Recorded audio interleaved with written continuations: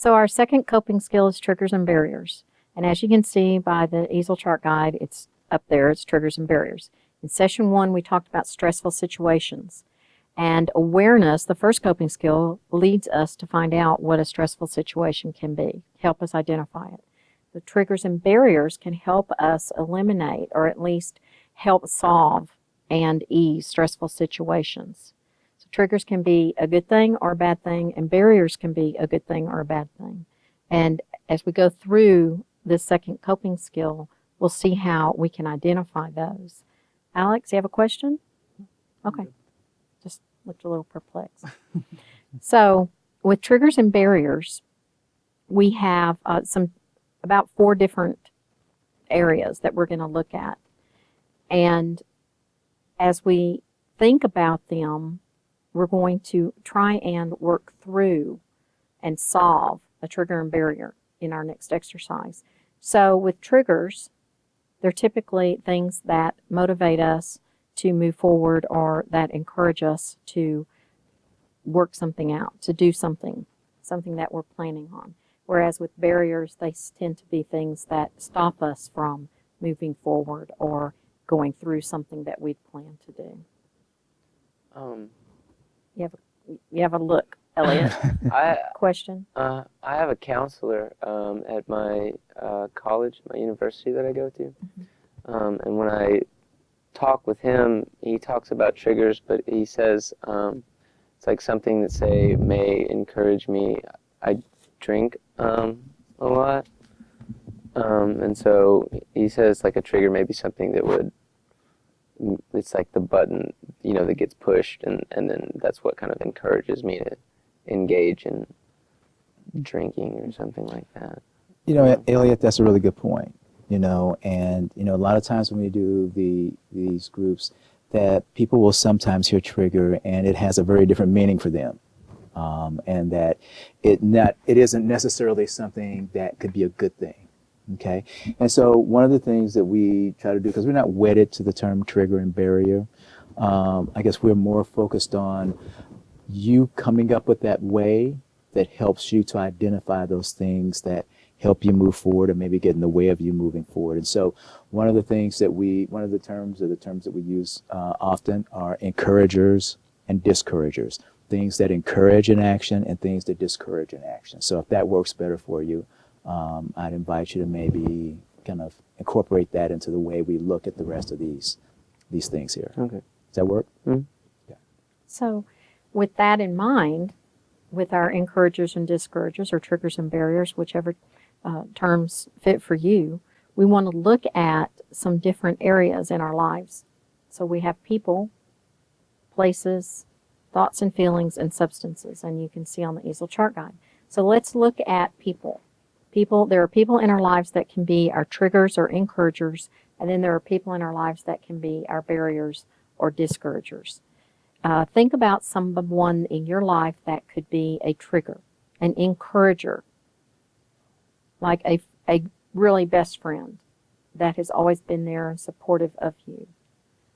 Someone you've always been able to turn to and talk to, and kind of your cheerleader.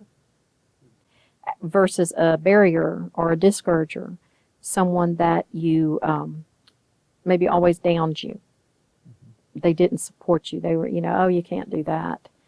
Don't even try. And remember, this is in terms of disclosure to a family member or friend. That's right. We're still on family members and friends, not sex partners. So when we're talking about disclosure about HIV to a family member or friend, who in your life would have been your encourager or trigger to do that, or who would be a barrier? Okay? So now let's look at places. We want to look at places that an encouraging place, a trigger, would be a safe place and private, but not too private that you can't get some help if it went south, if it went poorly. Mm-hmm. Versus a barrier or a discouraging place that might be very open. People could hear you talking about the word HIV. They could hear you disclosing to someone else. So sometimes you might think it's a fine line, but you can pretty much judge if you're in too public of a place that you have to speak really loud, or if you're in a place that you still have some privacy. There may be some few people around here milling around, but they can't hear you talking about your business. So you might be at your friend's house. It's private, safe, you feel comfortable. That friend that is your trigger or encouraging person, or you might be someplace that is so public that you're going to be screaming and then everyone's going to hear your business. Or it may be unsafe and the reaction is physical and you don't have anyone there to help. So then we go to thoughts and feelings. And thoughts and feelings or something that's internal, and again, that goes back to awareness. How are you going to know what your thoughts and feelings are if you aren't aware? So that's where we come back to checking yourself. Are you in a good place? Are your thoughts wanting to be finding someone for support, share what's going on in your life? Or are you depressed? Our thoughts can be, I don't want anyone to know this, but I feel like I have to tell somebody. And sometimes we will disclose when we aren't ready, and our thoughts and feelings can take over in that area. So we just want to look at, where am I right now thinking and feeling, and what's motivating me to do this, or what's hindering, what's holding me back. And then, of course, there's substances. And Elliot had already mentioned that, his counselor had told him a trigger is something that could motivate him to start drinking. So we know that certain chemicals, certain things we do stimulate us to do things that we normally don't do. So we want to make sure that we are aware. There's that first coping skill again. What is it that encourages me, and what is it that discourages me? We're going to, when we go into our next coping skill, we're going to actually go through the triggers and barriers, identification, and try and work through in problem solving. Any questions about triggers and barriers? Encouragers or discouragers? So I'm just kind of curious, as we think about those things, it could be encouragers or discouragers, people, what might be an example of a person that might be an encourager, somebody that might encourage you to disclose your HIV status, or somebody that might discourage you to do that? Justin. One of your buddies in the group Okay. would be a good people to be encouraged by. Okay. So, because basically, you encouraging him while encouraging yourself, so you guys are encouraging each other Okay. by, lifting each other up Okay. and not allowing what you might go through to be a trigger. But when I have this trigger, whatever that trigger may be, I can come and I can share that trigger with you, because a trigger is just a simple dark thought. Okay. And I need to share it in order to get past it. And so when I hold it, it causes me to come discombobulated. Okay. So as long as I share, I encourage my fellow group buddy. Mm-hmm. He knows that when he has a trigger, he can come and he can encourage me. He can encourage me with whatever's going on with him. Not to encourage me with his trigger, but he can share his trigger with me. Okay. So I'm hearing a couple of things. Right. So I'm hearing one, that someone who you might meet in group can be somebody that might be supportive of you and may actually help encourage you to maybe share something with somebody, share your HIV status with somebody Right. else. The other thing I heard was, I heard you say something about a dark thought. And so that would go into maybe some of the thoughts that we might have, or feeling that we might have. Right. And so I'm that ahead could of be myself. either something that encourages you or discourages you. Right. So I'm hearing that if it's a dark thought or maybe a negative thought, that might discourage you from Right. from sharing your HIV status. Okay, good.